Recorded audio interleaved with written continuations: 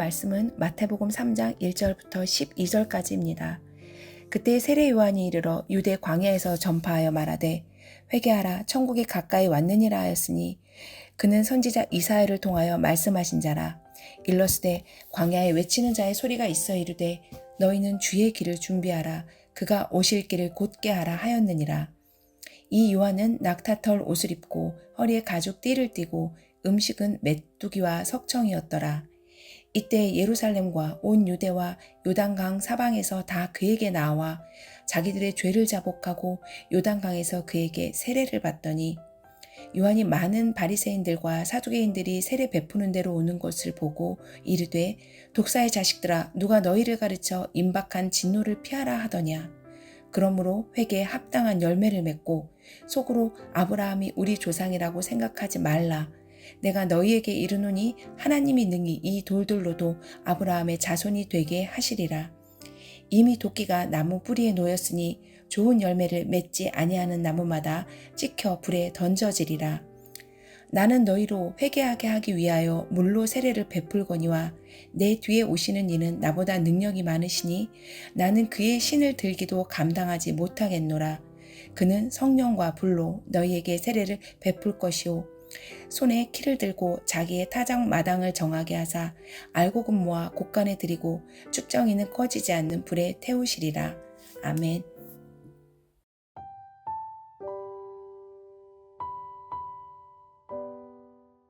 예수님은 이 땅에 하나님 나라의 복음을 전하기 위해 오셨습니다. 그 복음을 성취하기 위해 메시아로서의 가르침과 사역을 하셨습니다. 예수님께서 하나님 나라의 복음을 전하시기 전 세례 요한이 먼저 와서 예수님 오시는 길을 예비합니다.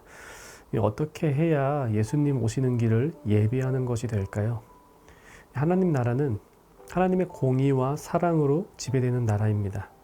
인간의 열심과 노력으로 돌아가는 나라가 아니라 하나님의 은혜로 돌아가는 나라입니다.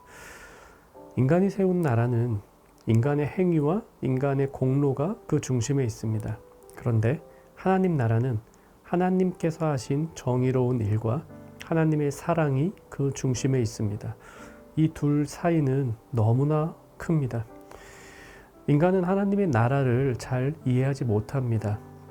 하나님의 나라가 어떤 나라인지 먼저 이해를 해야 그 나라에 들어가 그 나라 백성답게 살 수가 있습니다. 이 세례 요한이 준비시켰던 것은 바로 그 부분입니다. 하나님 나라에 살기 위해서는 그 나라를 이해해야 되는데 이 사람 나라에 살던 사람들은 하나님 나라의 법칙이 많이 어색한 것입니다. 이 사람 나라에서 하던 버릇을 계속 이어가려고 합니다. 이 사람 나라의 특징, 내가 무언가 열심히 해서 공로 쌓고 그 능력으로 무언가를 성취하고 나 자신을 높이고, 하지만 하나님 나라는 하나님께서 하신 일을 의지하고 하나님께서 성취하신 일을 믿음으로 살아갑니다. 이 둘의 차이를 좁혀놔야 예수님께서 전하시는 하나님 나라 복음을 듣고 그 나라 백성으로 살 수가 있게 됩니다. 인간 나라의 생활을 접고 하나님 나라 백성으로 살기 위해 돌아서는 것, 이것을 회개라고 부릅니다. 세례 요한은 예수님이 오시기 전 사람들에게 회개를 하게 함으로 이제 곧 오실 예수님 맞이할 준비를 시킨 것입니다. 요한은 사람들에게 회개의 세례를 베풀었습니다. 그들이 이전까지 살던 삶의 형태를 완전히 바꾸라고 외쳤습니다. 그것은 단지 어제나 지난주쯤에 했던 어떤 한두 가지 나쁜 일을 회개해라, 반성해라, 다시는 그렇게 하지 말라 하는 것과는 좀 다릅니다. 스스로의 힘과 능력, 공로를 의지해서 하나님 나라에 들어갈 수 있다고 생각하는 마음과 그런 삶의 자세를 완전히 바꾸라는 것입니다. 요한이 요단강에서 회개의 세례를 베풀자 수많은 사람들이 몰려왔습니다. 하지만 그들이 받고자 했던 회개의 세례의 의미와 요한이 주고자 했던 회개의 세례의 의미는 좀 달랐습니다. 요한에게 왔던 이들 중 많은 이들은 그저 이전의 잘못을 용서받고 그래서 자기 자신이 다시 의로운 사람이 되는 것을 회개의 세례의 목표라고 여겼습니다. 이전까지 죄악 싹 다 용서받고 새 사람 돼서 새롭게 출발을 하고자 했던 것이죠. 하지만 그런 세례는 하나님 나라 백성으로서 살게 해주지 못합니다. 왜냐하면 이전까지의 잘못을 용서받았다 하더라도 사람은 또다시 잘못을 저지르고 또다시 죄에 빠지게 될 것이기 때문입니다.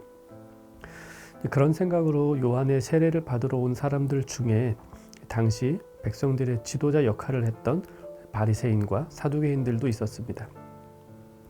그래서 요한은 회개의 세례를 받으러 오는 그들을 향해 말합니다.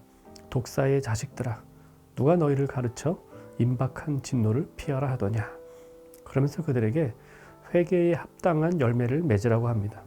여기서 말하는 회개에 합당한 열매란 바로 이전과는 다른 삶의 행태입니다.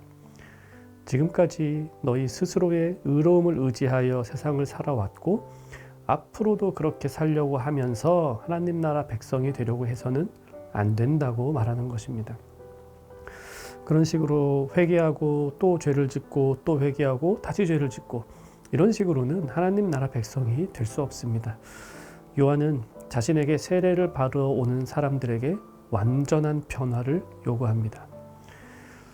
실제로 그들에게 그와 같은 완전한 변화를 주시는 것은 주님의 사역입니다. 성령 하나님의 사역입니다. 요한이 하는 일은 주님이 그렇게 사역하실 때 그들이 잘 받을 수 있도록 그들을 준비시켜 놓는 것, 회개의 세례만을 주는 것입니다. 이 요한이 주는 세례와 예수님께서 주시는 세례의 차이점을 11절에서 이렇게 말합니다. 나는 너희로 회개하게 하기 위하여 물로 세례를 베풀거니와 내 뒤에 오시는 이는 나보다 능력이 많으시니 나는 그의 신을 들기도 감당하지 못하겠노라.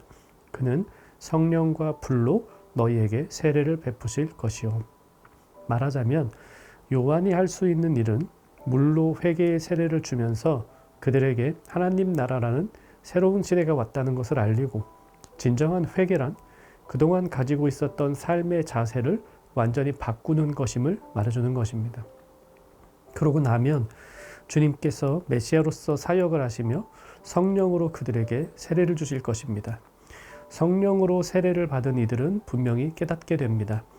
아, 내가 열심히 해서 의로운 사람, 죄 없는 사람이 되어 하나님 나라에 들어가는 게 아니구나. 주님께서 그렇게 사람들을 구원의 자리로 초청해 주실 것입니다. 이것이 본문의 내용이고요. 본문의 내용 생각하며 한 가지만 적용해 봅시다. 오늘 하나님 나라에 살아가는 우리는 이 하나님 나라의 복음을 잊으면 안 됩니다. 스스로의 의로움으로 우리는 살아서는 안 됩니다. 주님의 의로움을 의지하며 살아야 합니다. 내가 열심히 뭔가 종교 활동을 해서 의로움을 쌓으려 하지 않아야 합니다. 주님께서 십자가에서 행하신 일을 믿고 그분에게 의지하여 살아가는 것, 그것이 하나님 나라 백성이 사는 방식입니다. 말씀 생각하며 기도합시다. 나의 종교 활동에 의로움을 부여하지 않게 하시고 주님의 의로움을 의지하게 하옵소서. 이렇게 기도하고요. 날마다 죄를 멀리하며 살게 하옵소서. 오늘 하루도 하나님 나라 백성의 기본에 충실하며 살아가는 정영가족 되기를 바랍니다.